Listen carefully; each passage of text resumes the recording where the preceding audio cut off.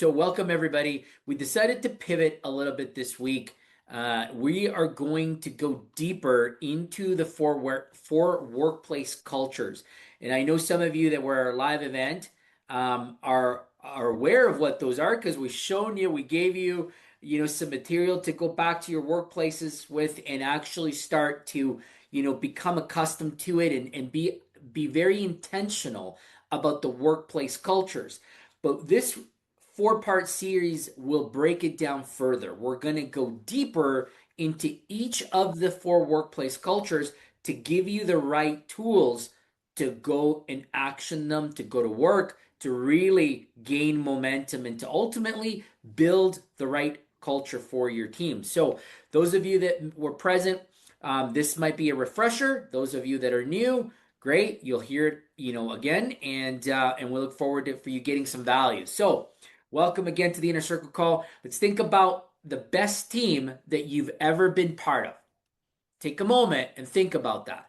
Not the most structured one, but the one that with the best processes or the fanciest tools. Like none of that. Like just think about the one where people actually wanted to show up every single day and where conversations were real, where it didn't feel like work. Can you take a minute to think about that? Like if you had had an opportunity to work in an environment like that, imagine it, picture yourself in it, and take that feeling of how excited you were while you were there. Because most of the time, when people describe that team, they're describing a happy accident, right? So if you think about it, we're actually going to jump into the very first one. And today, we're going to show you why that is. Why that same culture, the one that felt so good, is also one of the most dangerous places for your business to stay at. Not because it's bad. I want to make sure I'm clear about this. It's not that it's bad, because it just doesn't scale well. And that is what makes this eventually the big problem that it'll become, as it will crack and it will break. And that's the pain point that a lot of companies, a lot of small to medium-sized businesses need to truly understand. So here's what we're going to cover today. We're going to go into exactly naming what the happy accident is, what this culture is, and how it forms. We're going to walk away from this knowing 6 warning signs that tell you if you're living in that one right now. And we're going to talk about what it actually is costing you. Because you guys know me by now, and we're always talking about ROI and how it connects back to profitability. And we're going to know what happens when this scales, okay? So we're going to look at real case study of what happens when the founder steps away. Some of you are going through this right now, and the culture cannot survive without them. Then we're going to give you the 3 specific moves that you can make this week to start building something intentional. All right, so ready? So let's get into it, okay? Now, I'm not talking about something that is magical. What we're going to talk about today is very real, and all of you can start to work on this. In fact, you should be working on this right after we hang up the call. So, do you first understand that every business has a culture? Now, I know some of you are driving, right? But just maybe nod your head, right? You understand that. Like, you understand that your business has a culture. And again, when I talk about culture, I'm not talking about ping pong tables. I'm not talking about like pizza parties and casual Fridays or any of that stuff. I'm talking about how people behave when no one's watching. I'm talking about how decisions get made, how conflict gets handled, and what gets rewarded, but most importantly, what gets ignored. Okay, because it's in what you ignore that you become, that becomes uh, the tolerated habits that genuinely become your culture. Okay, so here's an uncomfortable truth: your culture exists today, whether you designed it or not. If you did not build it on purpose, something filled that space. And that generally is personalities. And those personalities come with habits. Habits that you may not have helped create either, right? That could be a previous employer, that could be a previous team, that could be upbringing. It's definitely different habits. And so what happens is the loudest person in the room genuinely starts to create those habits and those culture points if you have not worked at establishing the right culture for your business and for your leaders. So let's get into how this actually forms naturally. Okay. All of you started a business and it was small at one point. In the early days of that business, you started it through and you brought in some people that were close to you and that you knew. So, through relationships, history, and shared experience, you naturally built this happy accident culture. And nobody sat down and designed it. It just happened. It was organic. Some of you, and I've heard this from other organizations, that'll say, like, hey, I love our company barbecues that we do on Thursdays or weekends or Wednesdays or whatever. Yeah, they're great. They're great while you're small, but they don't align as you scale because the behaviors that may be exhibited in some of those barbecues may not be healthy for everybody. So it's understanding the output in these type of activities that again brings it back to what is the behaviors and the actions that you want to see. So here's the one thing that I want to make sure that is clear. The happy accidental culture, it doesn't feel bad. So today, if you're living in it, you may actually be thinking that it feels good. People feel like family. There's real energy and there's real authenticity in it, right? You, as the boss, you know everybody's name. You know their wife's name. You know the kids. You know a lot of the people there. But you have built it together from nothing, which is why it feels good. And there's a bond that is truly genuine in this culture. Now, what happens is that there's three conditions that create it. The very first one is a small team where everyone knows everyone. Everyone there knows each other. You're connected. It's informal communication that occurs, and that works perfectly fine. Okay. The second condition is the shared origin, where people are from, where they were there from the beginning, and bonds were formed organically. And the third is a strong founder personality, and the founder's values leak into the team, and that is what creates some of the culture. Unfortunately, though, this is not documented. It is just forced through time spent together. So those are the three conditions. And as a result, it all feels super authentic, warm, and real because it genuinely is. There's nothing to say that it's wrong. Well, the problem is that it was formed by fluke. It just happened organically and not with intention. So what happens next is what I want to talk about. So I want to walk you through 6 warnings. And as I name them each, I want you to think honestly whether you have seen these in your company today and maybe even in the last 30, 60, 90 days. Okay. So here's the first warning sign that you're in this today: inconsistent behavior across people. So one manager lets things slide and another holds the line. Same team, different standards. And nobody can explain why. Because I'll tell you, it was never written down. So that's your warning sign number one.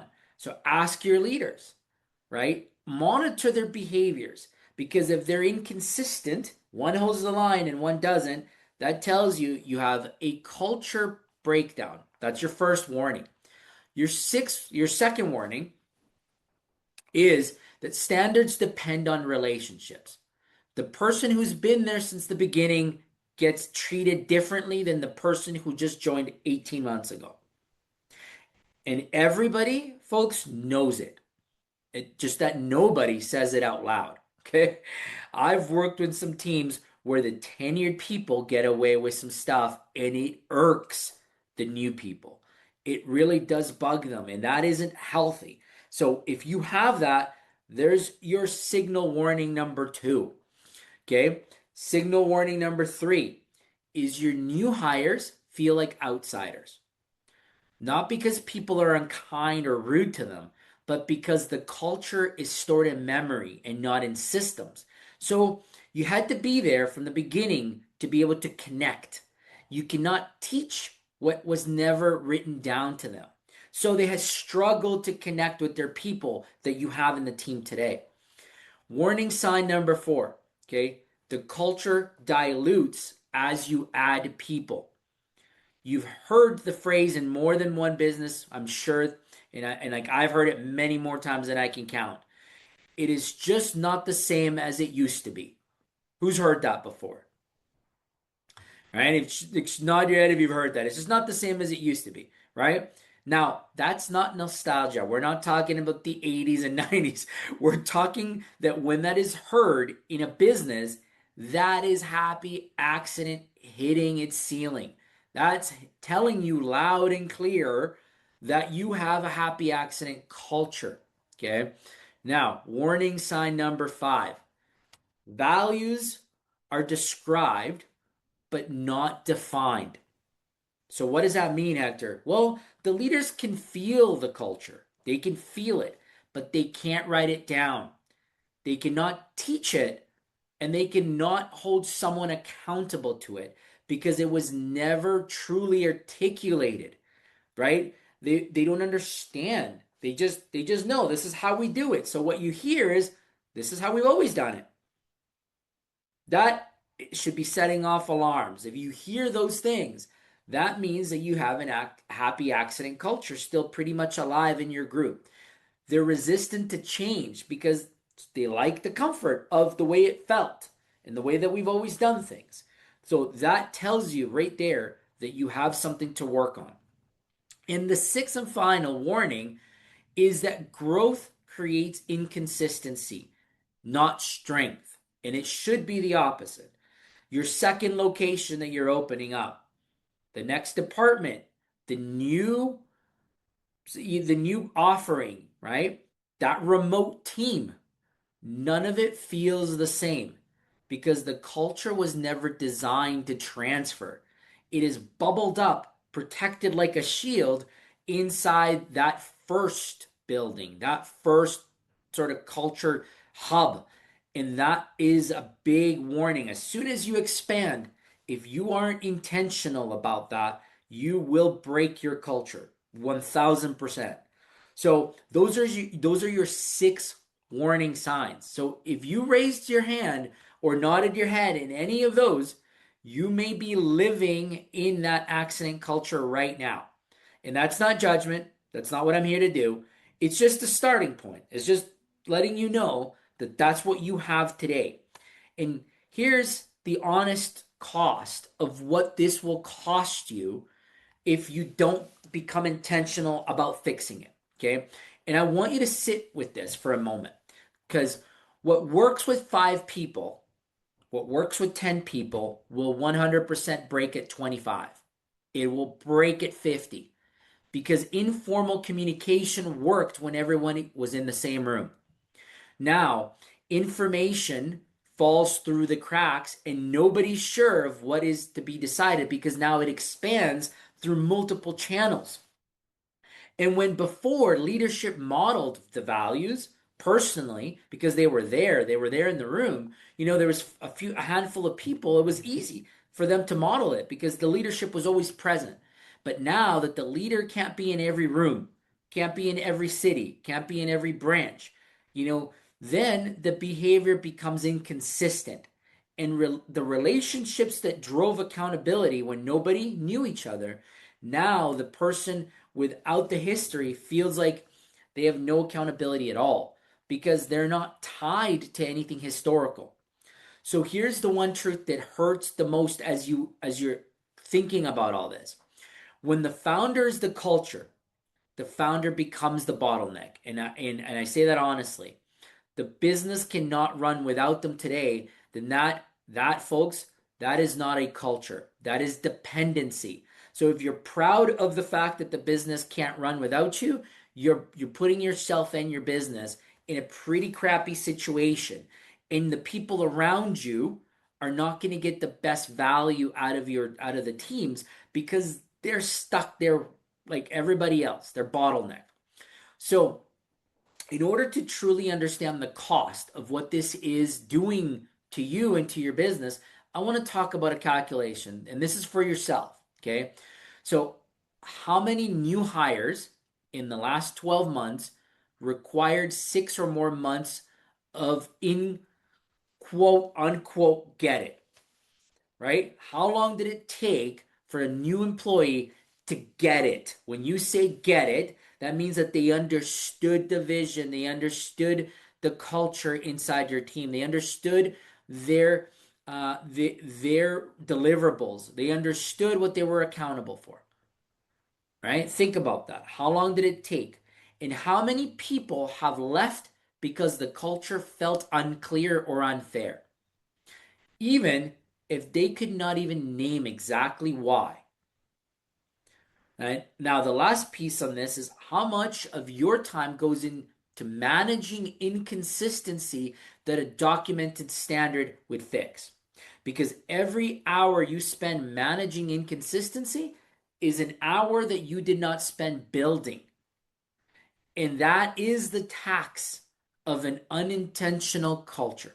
That's the tax of what you're paying if you continue to live in this particular culture. So let me give you a real world example of what this looks like. And I'm sure that a lot of you have gone through it, but I just want to give you one that might hit close to home.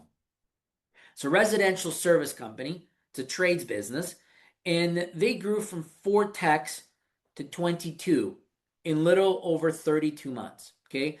Classic happy accident culture. They built entirely on the owner's relationships, his reputation, and his presence. That's how they built, that's how they scaled. The culture was strong, the turnover was low initially, and customers were loyal because they were loyal to the founder. So he had no reason to think that anything was wrong. In fact, he thought things were pretty great. So he decided it was time to finally take his vacation after a few years of not going away.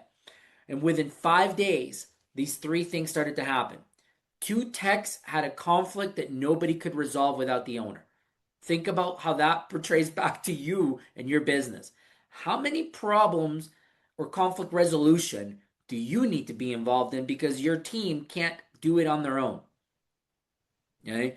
A manager made a hiring decision that violated unspoken cultural norms, and everybody felt it.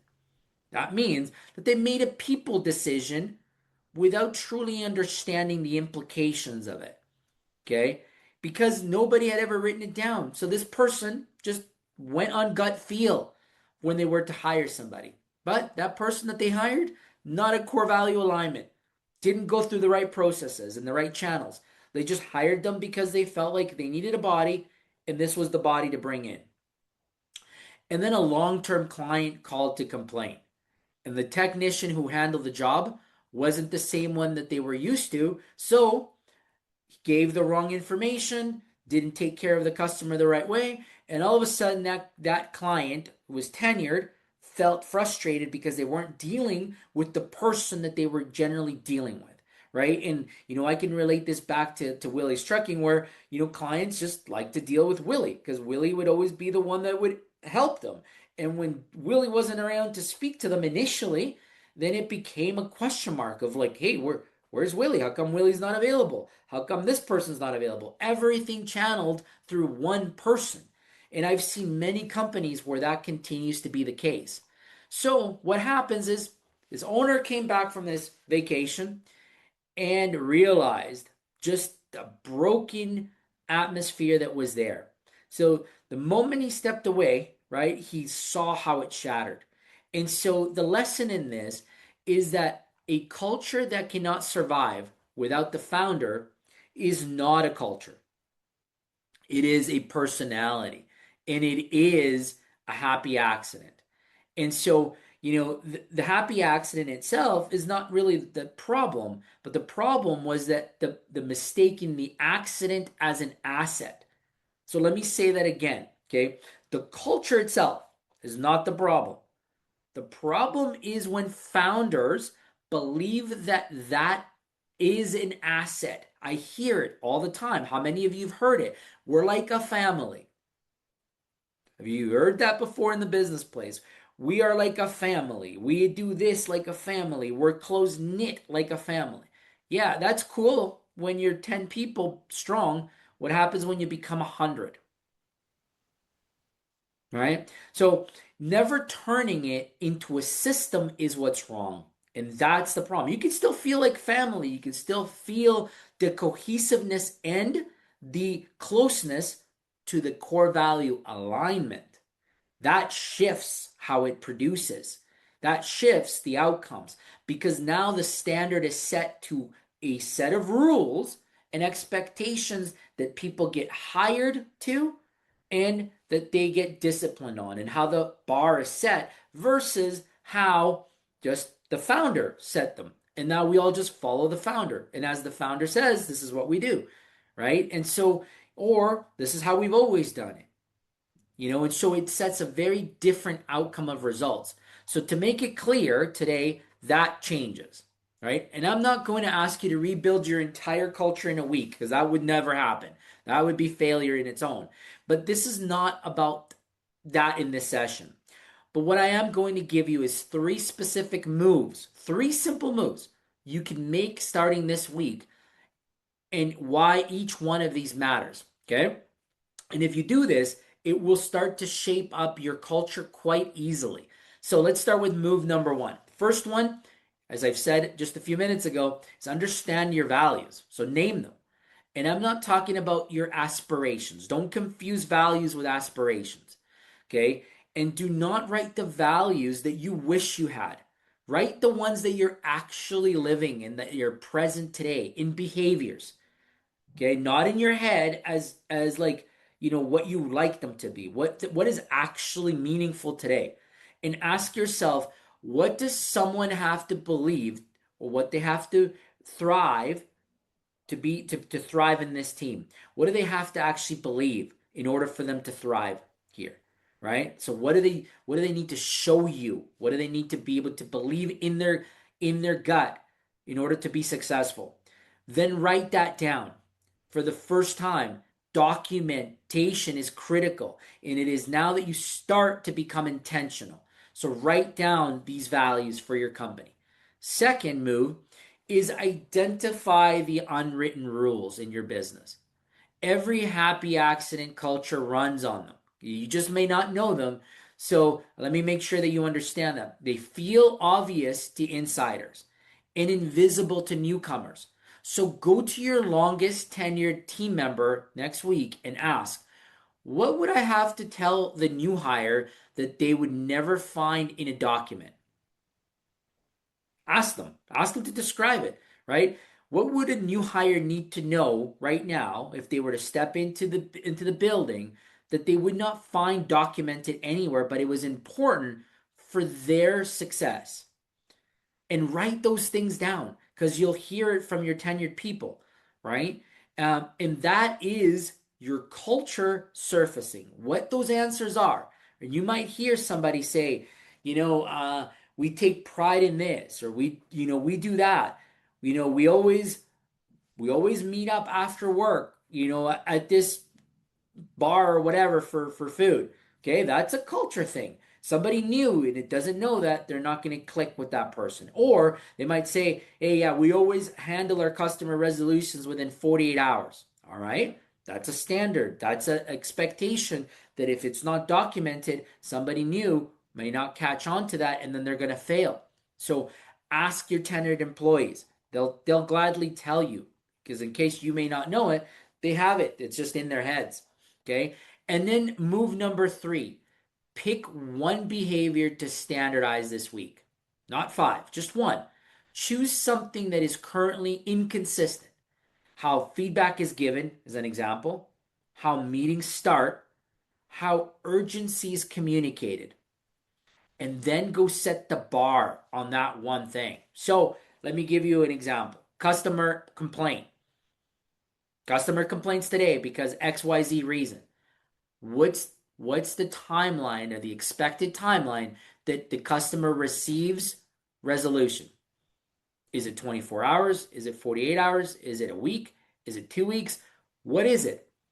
What's inconsistent in that right now? And then go set that standard, go reset it because now you can start to fix it. But it starts with you. So you model it first and then hold that standard for 30 days. And that is the beginning of intentional culture when you start to work towards it on purpose. Because culture does not wait for you to design. Again, it doesn't. If you do not build it intentionally, something else will fill its space. And the culture that you build is a choice. So make it on purpose because it's going to be built regardless. So that's week one. Four cultures that we're going to target, one target at a time. Now, you know which one you're in now, and by the end of this, you'll have the framework to go work on specific one, the one that is right for your business. So if you're joining us here through this series and part of our inner circle, you'll get a worksheet, and that worksheet has the happy accident self assessment. So complete it. I want you to complete it before next week because I may ask you to bring your score. And I honestly and genuinely will want to know what your score is. So please bring your score next week. Okay. Because next week we get into the command and control. And that is the most authority driven culture in any growth business. And you'll learn how to recognize it. What is it doing for your people and to your people, and what it really takes to shift from compliance to ownership. So if you've ever wondered why your best people are leaving, week two might give you the answers that you're looking for. All right. So that wraps up the first culture. And we'll open it up back to the group, but I'll pass it to you, Willie. Maybe you can share some insights on the happy accident culture because I know you've lived it. Yeah, thanks, Hector. And yeah, I'm actually in Las Vegas here today. I was at a mastermind with about 20 business owners here today, and there was a lot of talk around how do we remove ourselves from the day to day. There was a lot of those questions, and so I shared with them and I said, to me, it starts by first building out that vision on paper so you can communicate that to the team, and that will create your culture and the accountability around that. And so yeah, that was a big topic today. So I had a good chance of sharing how we did it at Willy's, and how we kind of, or how we got out of that happy accident culture and started building that intentional culture by implementing the core values and all that kind of stuff. So Yeah. so yeah, I shared it here today again. I can't express this enough how much I believe in this, because it Mhm. just changed my life in our business when we got serious about it. And so that's I know some of you are solo entrepreneurs at this point, or yeah, just starting out or a smaller business.